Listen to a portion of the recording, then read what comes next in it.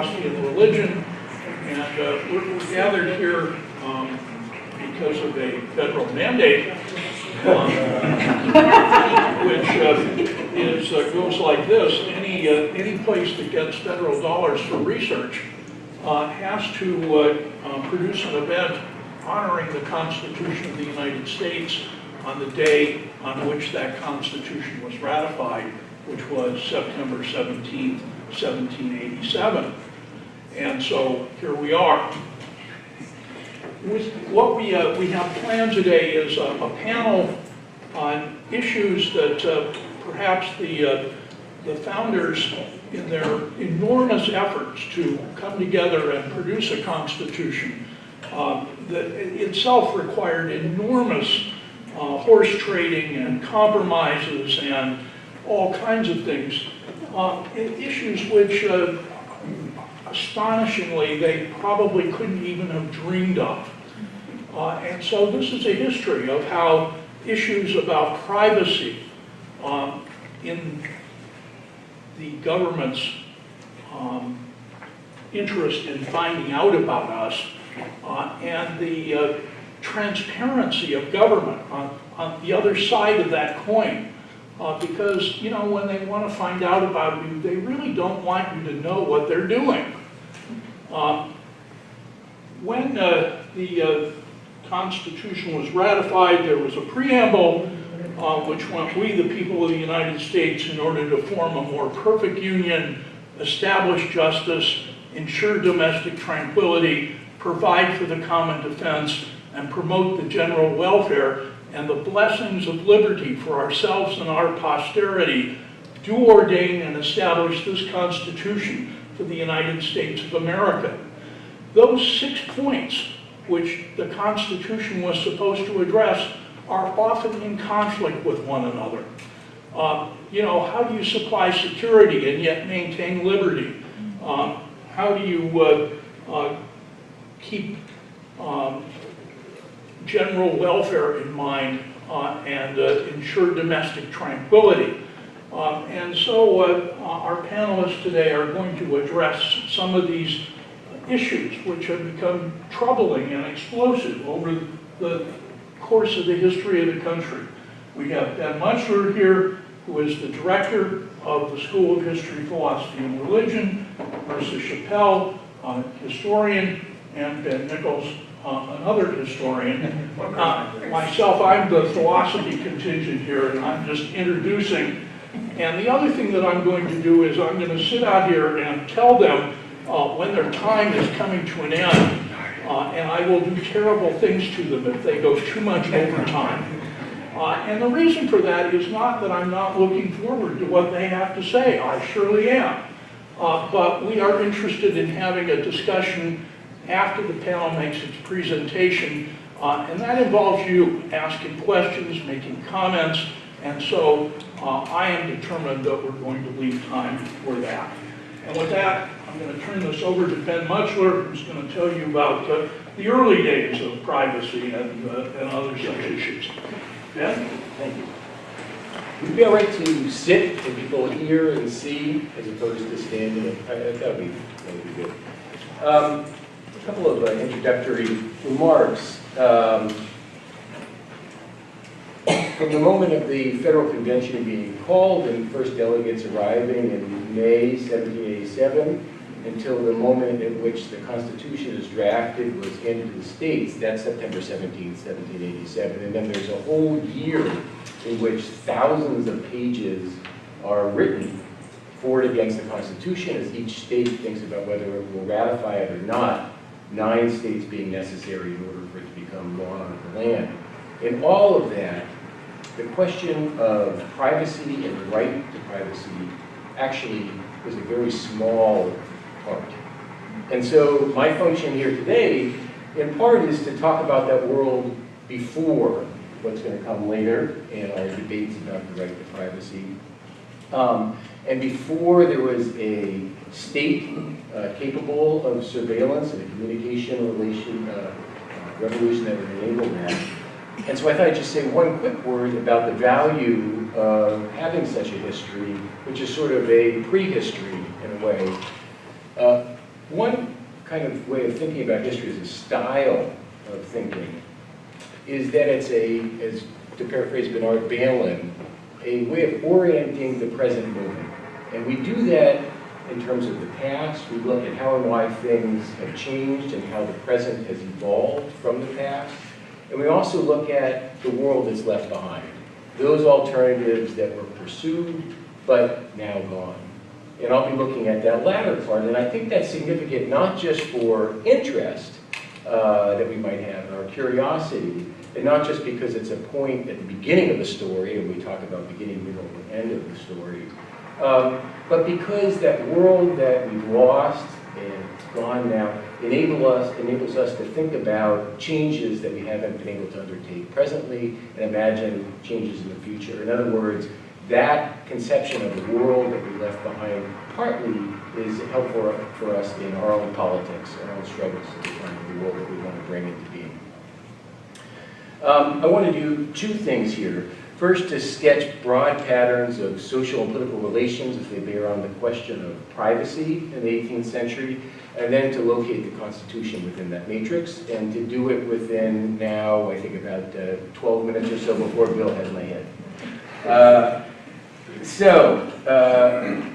One way of looking at the primary materials, those written at the time that are extant and we can still access them to create the histories from the period, is to think that each of those individually and each genre as a collective evokes particular politics, society, and culture. And so I'm going to talk about a few different kinds of genres of material, one particular incident, and then just broadly comments on other sorts of materials as they bear on the question of privacy. And I've got want to begin with travel literature, which is a common form of writing at the time, designed to entertain, sometimes over the top, published sometimes in the wake of a travel, sometimes many years later. This is a famous one by Dr. Alexander Hamilton in 1744. Not the Hamilton who later has an unfortunate meeting with Mr. Burr, but one earlier, a physician from Maryland. And Hamilton travels from Maryland up the East Coast and back again, and writes this wonderful narrative that's later edited, and it's provocative. Hamilton writes about one curious incident, which has bearing for us here. He says that at an inn in New York in 1744, there's a curious incident involving one Dr. McGraw, who he'd met a few days earlier. McGraw had earlier that evening imbibed some 6 glasses of wine, and it may explain what happened following. McGraw, Hamilton said, told us that he was troubled with the open piles, which is hemorrhoids. And with that, from his breeches, showing it to the company, he pulled out a linen handkerchief all stained with blood, right after it had dinner. Okay, so why raise this incident that Hamilton himself notes has McGraw, his fellow physician, noted for his nastiness, impudence, and rusticity, for a couple of reasons. One is that Hamilton is busy in this whole journey trying to figure out who is whom. And there's a lot of pretenders out there. This case decidedly shows McGraw as no longer a gentleman in Hamilton's eyes. Can't do that kind of thing, he's not playing by the rules. There's all sorts of other pretenders out there. Quakers that he's not sure if they're Quakers, persons of learning, he's not sure if their learning is real, people that have claimed they've traveled and gone to Europe, and maybe they have, maybe they haven't.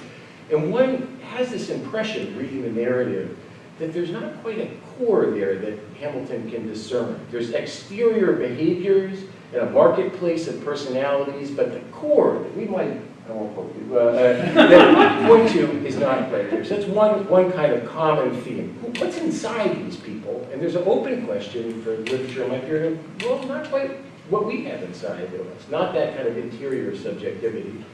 The second is that the body is a much more kind of open, fluid, porous conception at the time, and the boundaries between the two bodies, one body and another, are not rigid in the way that we might have. And so while it's rustic for McGraw to pull out this handkerchief after dinner, It's actually not so beyond. The debate after this follows the questions about the moon and astrology and so forth. It's no more about this incident, particularly in the bloody handkerchief.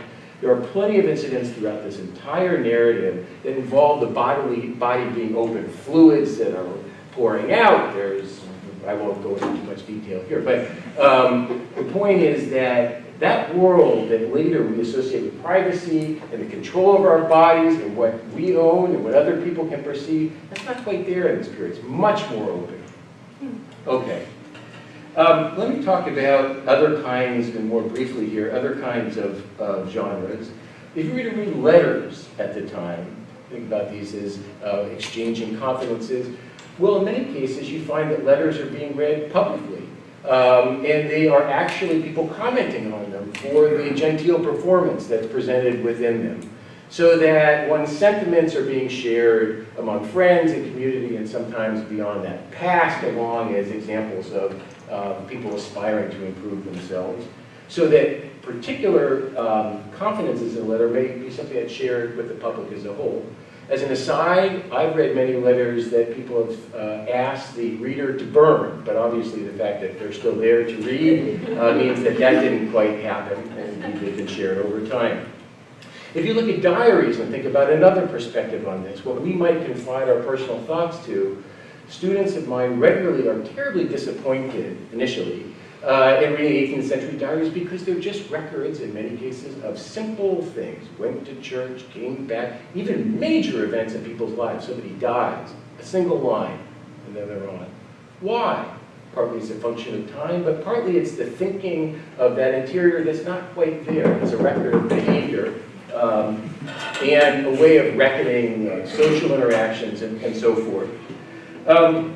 You can find more details about what we consider private life in the courts and incidents around that, and there you find that neighbors know an astonishing amount about one another and their behavior, their comings and goings and so forth. Not surprising, given that the majority of people in the United States lived in towns under 2,000 up until 1920. So we have this image of privacy later on in what we own and what people can understand about us, that in this earlier period, it's much more open in a variety of ways. Now, in terms of political relations, there's a similar kind of sensibility that can be evoked here. The argument in the 18th century is there's no great gulf separating society and government. The two are organic extensions, one of another.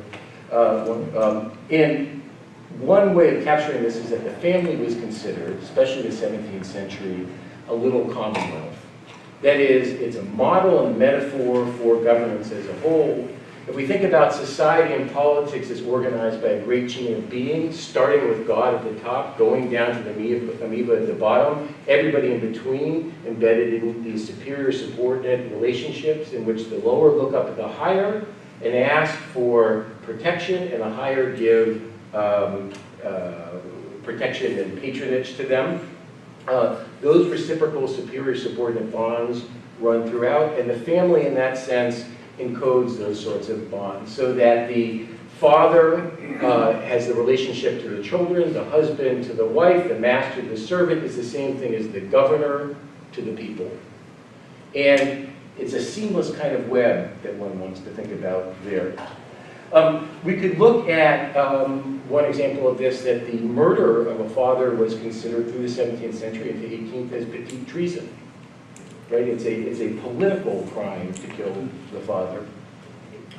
We can look at more broadly the boundaries around, the more fluid boundaries around the household, in that there's a lot of community policing. So if you were to look at these court records and see what neighbors are saying about what's going on in the household, they have a good deal to say. You also see that the dependents under the patriarch are his responsibility when they're beyond the bounds of the household. So that runaway wives or servants or et cetera, are something that the patriarch has to be concerned about. Finally, and this comes more from my own research, one of the major ways in which governance happens in the 18th century concerns the petition. And maybe we get a later session on petition some years later, given the workings history with that. The petition is an individual story of pleading where you say, I'm going to put my story before a governing body, and at the end of it you ask to be heard. In the middle, you tell a story of misery and woe. And usually at the end of it, you're asking for some kind of compensation, money from government. Those individual stories percolate up to first provincial and state legislatures, and then indeed with the first government, the national government, thousands of these pour in, of stories of trouble that people have. And in those, they tell very personal stories that they're expecting to be read and reread in committee and read before the whole, and then a price placed on their suffering. If you were to look at just the time allotted to different measures of government, what it was like when legislatures were sitting there, much of it has to do with these individual petitions through the 18th century into the 19th before they begin to fade. And so there too, we've got this element of a more porous boundary between the private and the public, a more organic kind of unity. Now, for the Constitution, and then I'll end. As I say, there's no sustained conversation about the right to privacy in all of these writings during the great national discussion, that debate between 1787 and 88. One reason for that is that the people as a whole are deemed to have rights as opposed to individuals. So it's a corporate conception of rights that pertains. And one reason for that is that it's the conception of politics coming out of the revolution is that it's the people against the crown. And so much of the rights has to do with worrying about central authority embodied in the king, but after the king is gone, metaphorically, it's about government and central government as a whole. So there's lots of protections of the people in aggregate against centralized government. The closest thing that one has to thinking about privacy and private rights is really something that Madison addresses in the Federalist Papers, and then more broadly, his strongest argument, I think, for the efficacy of the Constitution. That argument goes like this. Formerly, it was thought that only small republics could survive because they were homogeneous enough that the people could essentially get along and share the same interests. Madison says, no. What you have in a larger republic is actually a dissipating effect upon power, and that as people spread out and as there's more and more people, little groups of people will have interests, but there will be no majority faction that can form, no group that will share one thing and have majority and lord it over the rest. And what Madison says is that in terms of our private rights, whatever they're going to be, those are best protected in a large republic, which can be held together with the Constitution, because my private right can't infringe on yours because we're going to kind of have enough interests that are not in common that I won't be able to get my private rights adopted unless there's sort of broad consensus around it. So there we have the discussion of the private rights. But beyond that, not particularly.